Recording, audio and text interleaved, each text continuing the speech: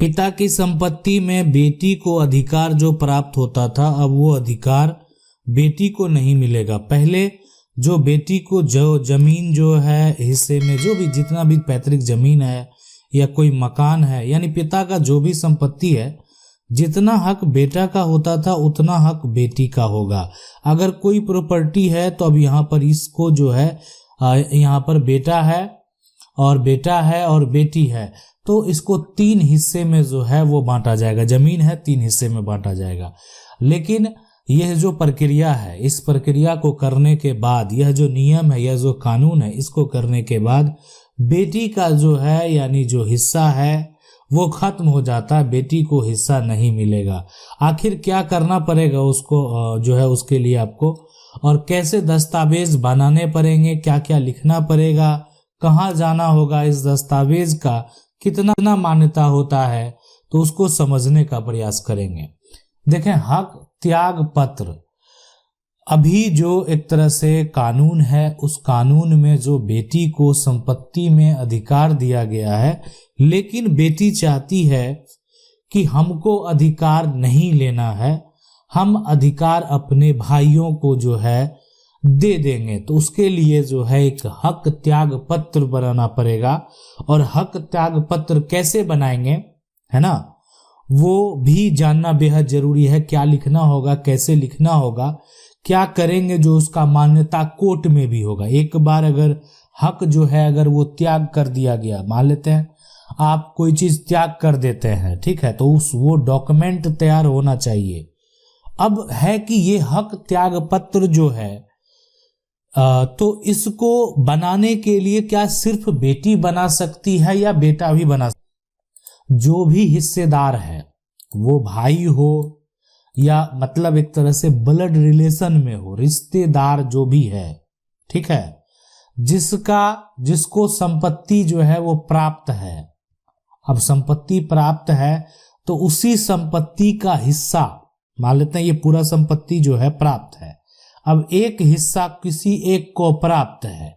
अब ये व्यक्ति चाहता है कि हम इसको जो है अपने हक को त्याग कर दें, मतलब इनको अपना हक नहीं लेना है, तो अपना हिस्सा ये जो है यानी इन दोनों को अगर देना चाहते हैं तो उसके लिए अगर नहीं देते, मौखिक तौर पे देते हैं, तो कुछ समय बाद, मतलब कुछ समय जब बीत जाएगा तो उस समय समस्या उत्पन्न हो सकता है। मान लेते हैं इनका विवाह हो चुका है, इनके बच्चे हैं, तो ये बच्चे भविष्य में ये संपत्ति को ढूंढते अगर चले आए या किसी के हाथों बेच दिए तो समस्या उत्पन्न हो सकता है।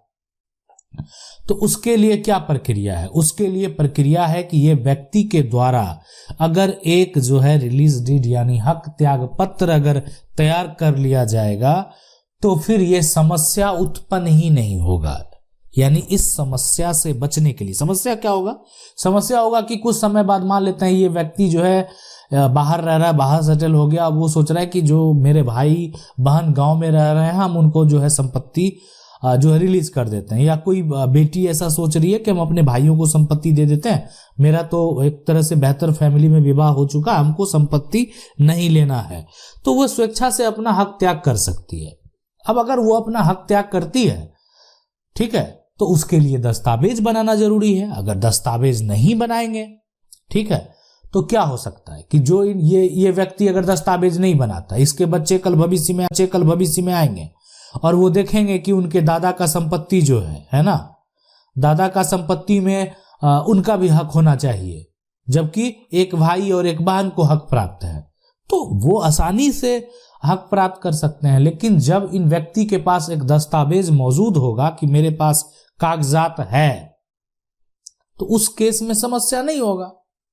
तो ये हक त्याग जो है यानी वही बना सकता है जो एक तरह से परिवार का लोग है, मतलब वो भी एक परिवार का उत्तराधिकारी है, उसको भी जो है संपत्ति में हिस्सा मिलेगा। और ये सारा जो एक तरह से हक त्याग पत्र होता है वो सिर्फ जो विरासत की संपत्ति होती है, जो पैतृक संपत्ति होती है, उसी पर होता है। अब कहेंगे किसी का अर्जित संपत्ति है, तो अब ये व्यक्ति खरीदा है, खुद खरीदा है, खुद खरीदा है तब फिर जो है हक त्याग नहीं करेगा। जो हक मिला उसको त्याग नहीं यहां पर कर सकता है। अब वो खरीद लिया है तो फिर बेच सकता है, दोबारा जो है उसका एक तरह से सेल डीड बनाना पड़ेगा अगर वो किसी को देना चाहता है, या वसीयत करना होगा अपने अर्जित संपत्ति का। ठीक है, तो इसीलिए ये वसीयत कर सकता है या किसी को फिर जो है सेल डीड दोबारा कर सकता है। यहां पर जो है हक त्याग नहीं होगा, इसलिए कि ये होगा सिर्फ विरासत से जो संपत्ति प्राप्त है उसी का ये बनेगा। अब सवाल उठता है कि जो बहन है, जो बेटी है ना, अपना हिस्सा अगर वो देना चाहती है तो क्या क्या करना होगा। तो देखें, जो बहन बेटी अपने भाइयों को हिस्सा देना चाहती है तो सबसे पहले तो जो बहन, मान लेते हैं ये बहन का हिस्सा मिला हुआ है, तो इस जमीन का पूरा इंफॉर्मेशन होना चाहिए। आप किनके नाम कर रहे हैं वो सारा है ना होना चाहिए। उसके साथ साथ ये भी होना चाहिए कि आप उस परिवार के वंशज हैं। इसके लिए एक दस्तावेज के साथ साथ आपको वहां पर जो है वंशावली भी देना होगा, ताकि इससे वंशावली से साबित क्या होगा, साबित ये होगा कि आप जो है उस परिवार के उत्तराधिकारी हैं। तो दस्तावेज, उसके बाद क्या होगा, आपका कितना हिस्सा था वो सारा कुछ इस पे मेंशन करना होगा। मतलब जमीन है, मकान है, उसका अगर आप पूरा इंफॉर्मेशन इस पे नहीं रखेंगे, ठीक है, तो अब जो आपका हिस्सा है वो आप नहीं दर्शाएंगे तो फिर ये स्पष्ट नहीं होगा। इसलिए कि इसमें सारा जमीन का विवरण, आपका इस जमीन में मान लेते हैं आपका ये हिस्सा है, आपका ये हिस्सा है, तो आपको आना होगा कि आपके बगल में ये 56 नंबर का प्लॉट है और इधर जो है वो 40 नंबर का प्लॉट है। तो ये सारे इंफॉर्मेशन, ये 46 नंबर का प्लॉट है, तो ये आपको पूरा एक तरह से जमीन के अगल बगल कौन है वो सारा इंफॉर्मेशन दर्ज कराना होगा। और जो एक तरह से ये सब इंफॉर्मेशन अगर दर्ज हो गया, उसके बाद प्रक्रिया होता है इसका जो है रजिस्ट्रेशन का। अब है कि जो इंडियन रजिस्ट्रेशन एक्ट है उसमें इस रिलीज यानी हक त्याग पत्र का जो है इसको रजिस्टर कराना बेहद जरूरी है ना। अगर आप इसको रजिस्टर नहीं कराते, मान लेते मन में सवाल आएगा कि नहीं कराएंगे, सारा बात तो लिख दिया गया, सिग्नेचर हो गया, वंशावली लगा दिए, लेकिन आप उसको रजिस्टर नहीं कराए।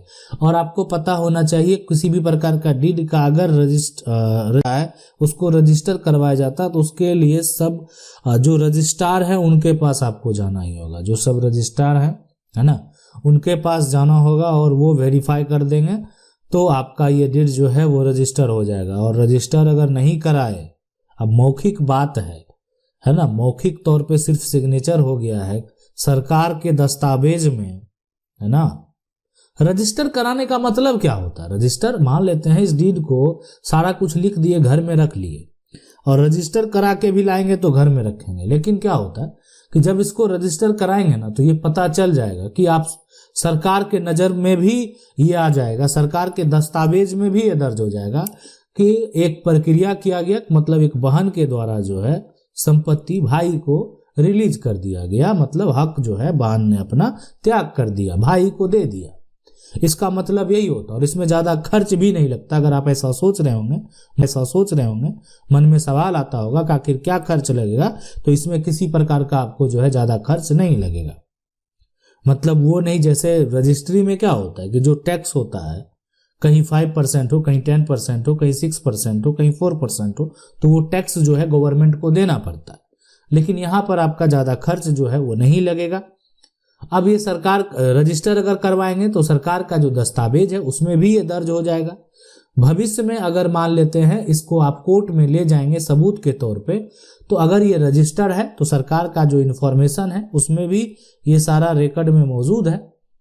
सरकार कोर्ट के द्वारा तभी तो वेरीफाई किया जाएगा कि ये फर्जी है या असली है, ये जो रिलीज डीड है, हक त्याग पत्र है, फर्जी है या असली है, रजिस्टर हुआ है या सही में या नहीं हुआ है। ये तो जो सरकार का कार्यालय है, सरकार का जो एक तरह से इंफॉर्मेशन है, वहां से वेरीफाई करने के बाद ही पता चलेगा। तो इसको अगर आप रजिस्टर करवा लिए कोर्ट में, भविष्य में कभी भी किसी प्रकार का आपको दिक्कत नहीं होगा, आप सबूत के तौर पे पेश कर सकते हैं। अगर कोई हिस्सेदार भविष्य में मान लेते हैं जिनके द्वारा रिलीज किया गया, उनके उत्तराधिकारी कोर्ट में फाइट भी करेंगे तो किसी प्रकार का कोई समस्या आपको नहीं होगा। आशा करते हैं वीडियो अच्छा लगा होगा। वीडियो अच्छा लगा वीडियो को लाइक जरूर कर दें। चैनल को पहली बार देख रहे हैं सब्सक्राइब करके जो बेल आइकन है उसको जरूर दबा लें। मिलते हैं अगले वीडियो।